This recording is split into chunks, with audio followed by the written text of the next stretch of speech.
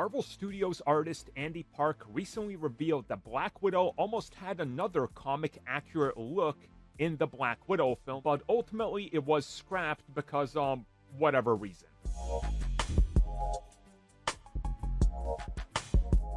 When it comes to Black Widow, evolving her suit is really kind of almost non-existent because it's just one of those spy suits. So you can only make so many changes before you kind of run out of things to change. And really, when it comes to it, it's kind of hard to evolve the look. And we kind of see that here in terms of how her suit has evolved throughout the MCU.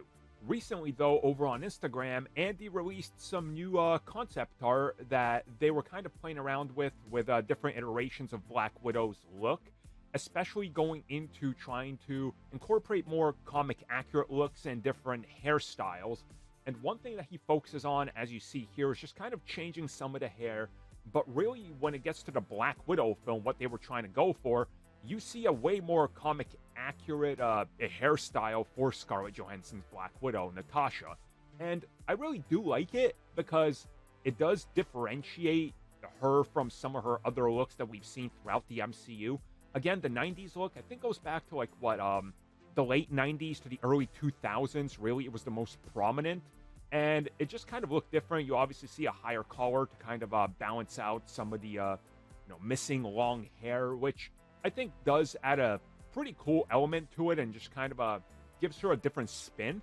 Now, who knows why they decided not to go with the shorter hair? I'm going to guess Scarlett probably didn't want to wear a crappy-looking wig and or cut her hair that short at that particular time.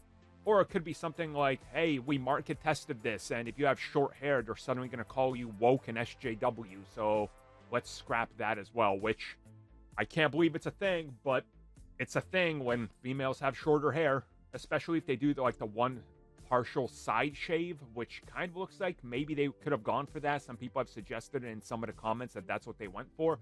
Whatever the case is, though, who knows? Maybe they'll give it to Yelena at some point, because we do see that Florence Pugh does sometimes have hair that's much shorter, so who knows? Maybe it'll show back up, maybe it won't. I just thought it was interesting, and the fact that they kept evolving it, and then they just kind of landed back on just make her have a ponytail again, which, yeah, that just seems to be the go-to look, I guess.